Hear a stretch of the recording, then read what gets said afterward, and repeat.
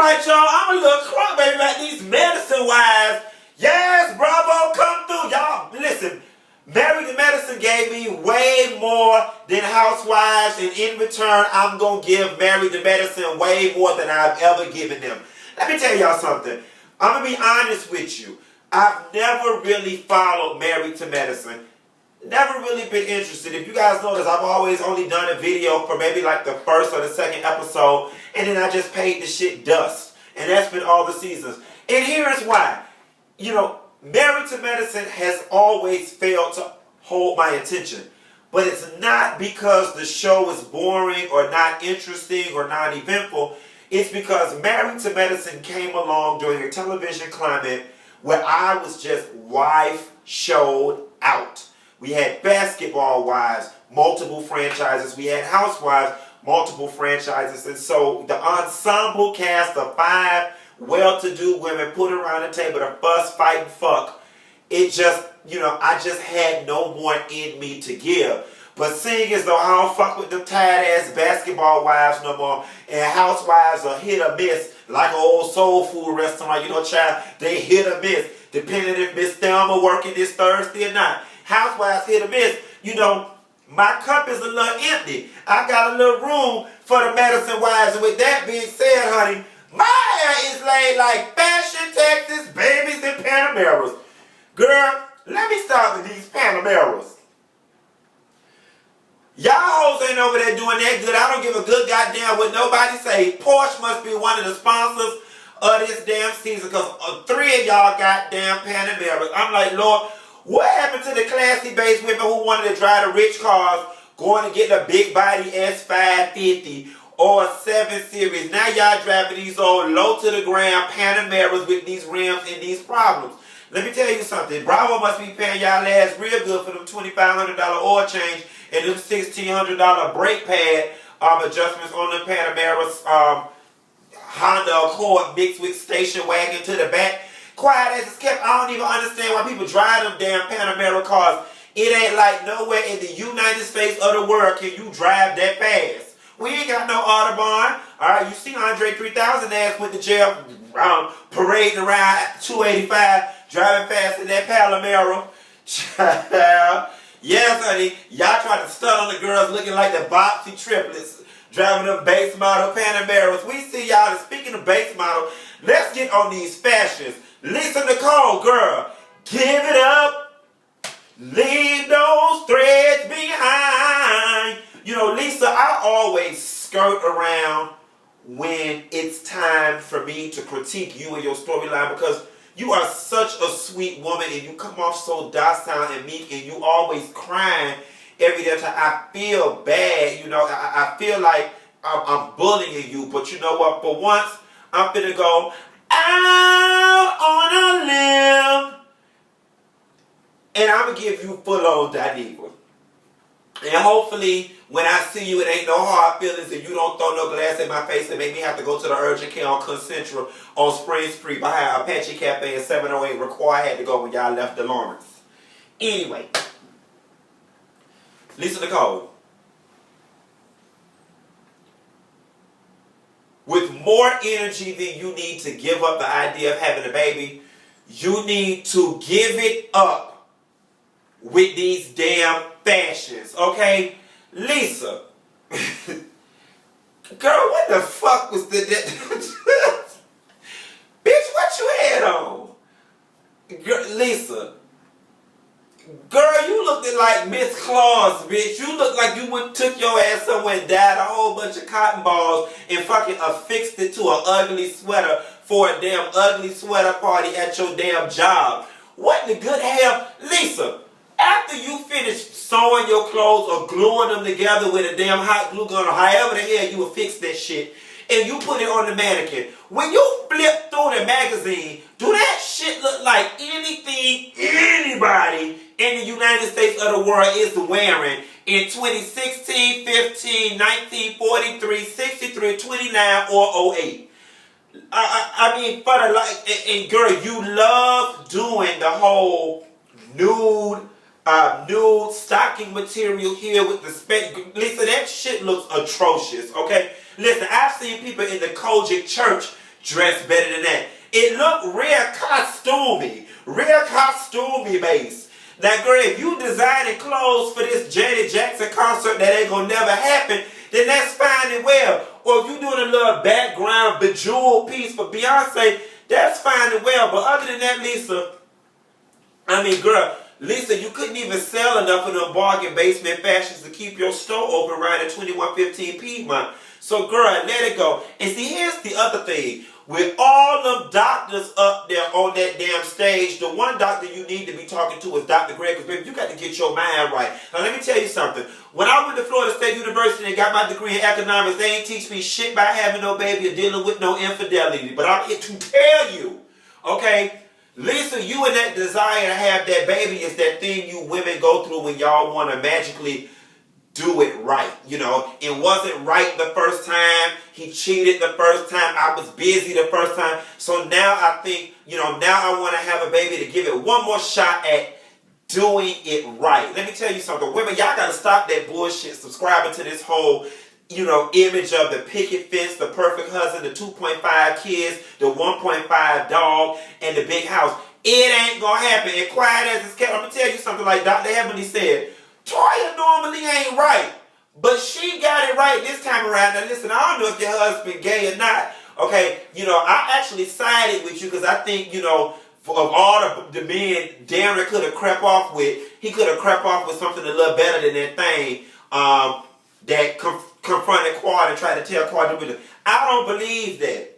But rather your husband is gay or not. Listen, the simple fact that I had to preface with I don't know if your husband gay or not is evidentiary of the fact that y'all ain't in no spot right now to be having no damn baby. Like Toya said, baby, if anybody would came and told me shit about my damn man, procreating is the last goddamn thing I'd be doing. Matter of fact, what the hell you need to be doing is going to that divorce attorney that Cynthia was speaking to an hour prior to your show coming on and getting that prenup together. Fuck procreation, prenuptiation is what the hell y'all need to be discussing. And Lisa, my mama told me the quickest way to run a man off is to have a baby from him. That man don't even want no damn child. It's obvious. He just telling you what you want to hear. But here's the gag. Darren, I don't know what you telling her what she want to hear for now. Like you so goddamn concerned about her feelings. You been running around the whole Atlanta doing whatever the hell you want to do, when you want to do it, and with who you want to do it. So why start now? I guess you're flipping over a new leaf and trying to work on. Y'all with the Eddie Long Church and he prayed for y'all. That's what it is. That's why you're doing better on one side but fucked up on the other. You had the wrong pastor pray for you. Lord, peace be still. Moving right along. Dr. Simone, my favorite medicine wife, but girl, my faith wavering in you, Dr. Simone, because you pulled something on this episode I didn't like. Either they don't, Dr. Simone, because I love you, I'm finna choose to voluntarily be blind and be in denial right now, and I'm gonna say they edited you crazy. Because for the life of me, I couldn't understand why you jumped on Quad. Baby, you dove on Quad about her having a baby. And Quad, don't think, honey, you finna sit here unscathed because I'm finna get you and your uterus together real quick, proper life. But Dr. Simone, let me get on you for a minute. The conversation didn't even have nothing to do with Quad. Quad didn't even want to be around that lady house to that boring ass party. She was sitting over there drinking that stale ass champagne or whatever, that white Zinfandel that Toya had to find in the bucket. And she was just over there humming and humming. And then you attacked that woman. And then you got loud and belligerent with it so much so that the woman had to jump up and defend herself. Dr. Simone, what's really going on? What's going on, girl? But I'm going to tell y'all something. Baby, when I did go to Florida State University and got my degree in economics and subsequently got my master's in accounting and my MBA in finance, they taught me a whole lot about 1021 exchange and capital gains, honey.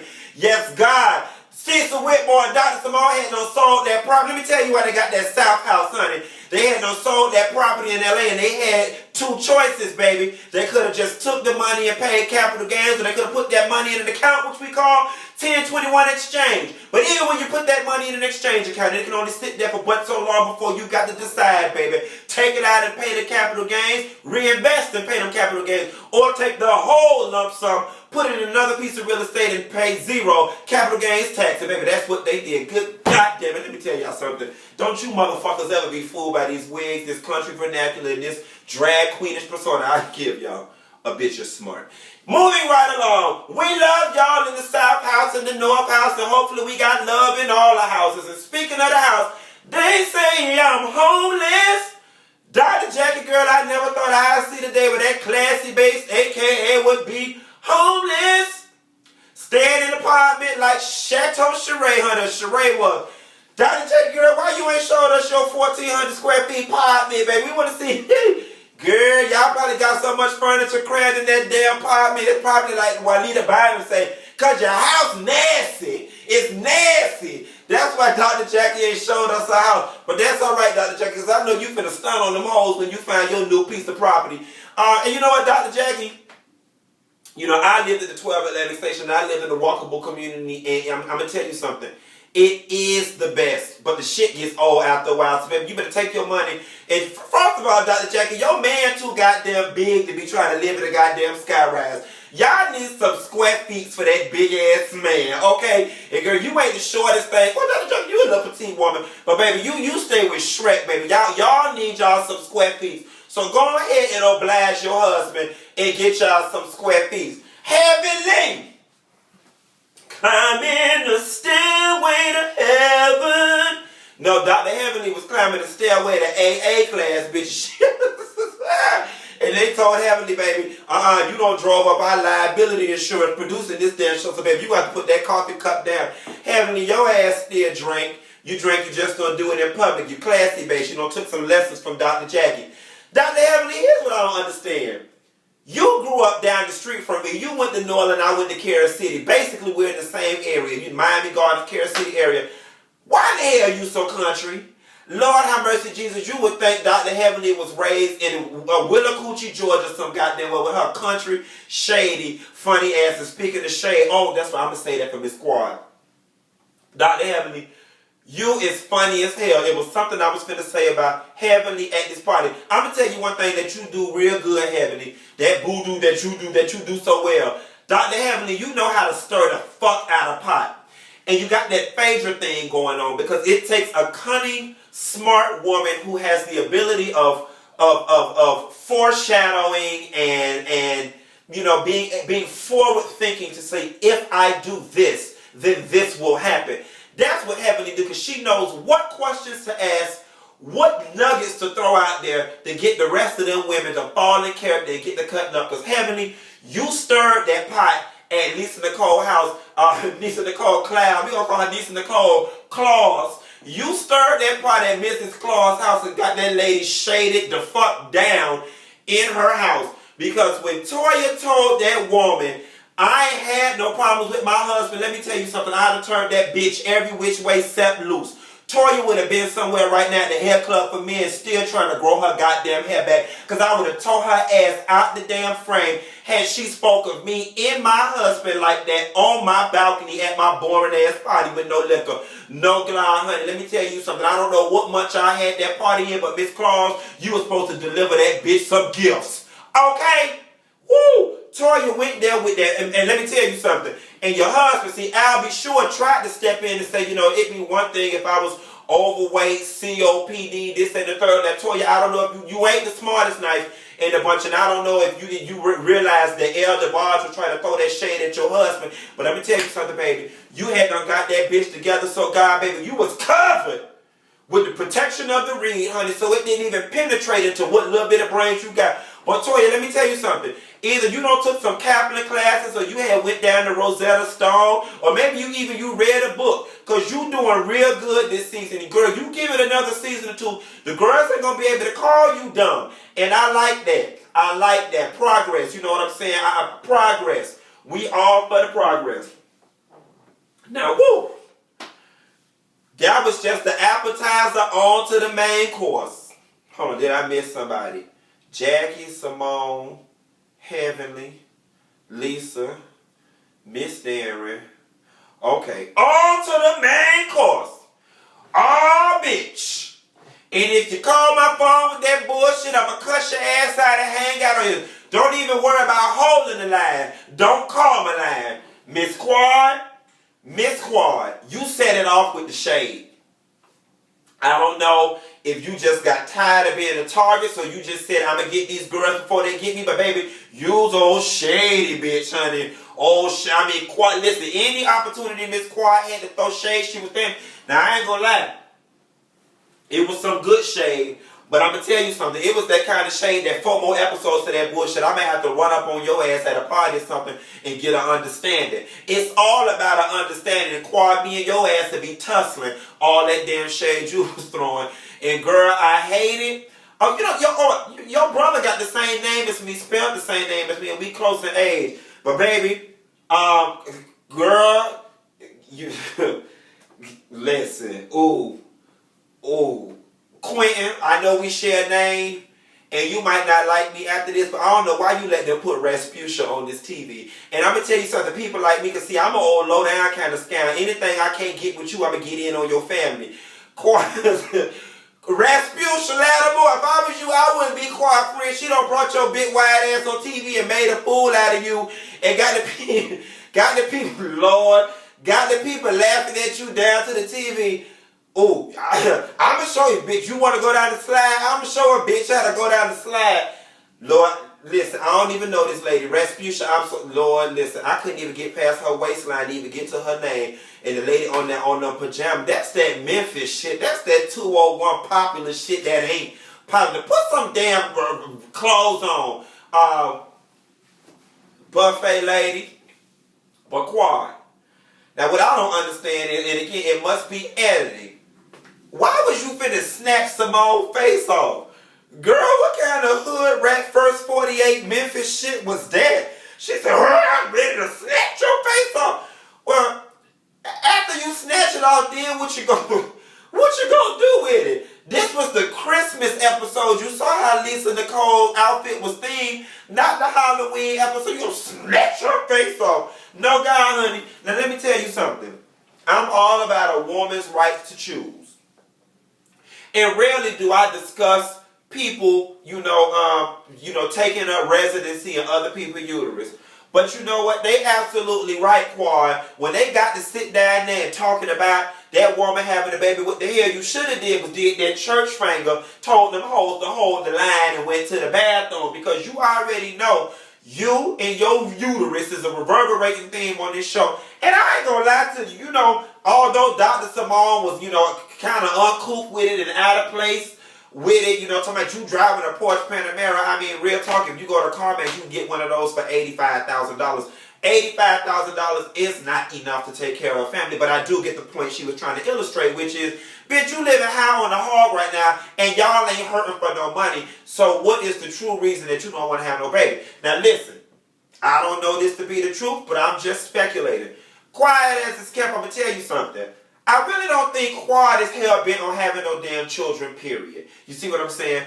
Quad, I think, is in the Portia Williams spot. And follow me here, in the sense where, I signed up for this particular life. Portia was going to be a housewife and have Cordell babies and live happily ever after. Quad and Dr. G was going to live a more generic standard life, which was Quad was going to have her career in medical sales. Dr. G was a doctor, and then, Quad was going to be content doing the doctor's wife thing, having the babies. I'm going to tell you something. From somebody who's gotten into this entertainment industry, when you get into it and things start to take off for you, I've never dreamed in the colors in which I now see. I never dreamed in this color. You never thought about doing the things you're doing, because real talk, you never thought that these types of opportunities will come your way.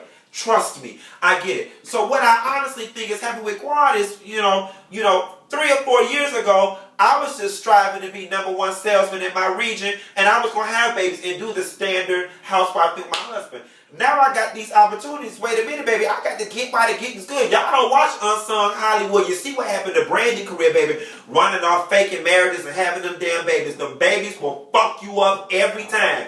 So Miss Quan say, no, God, honey, I want to work. I want to be in the movies. I want to start a fashion line. I want to start a puppy line. I want to be #1 reality. I want to have an airline. I want to be the spokesperson.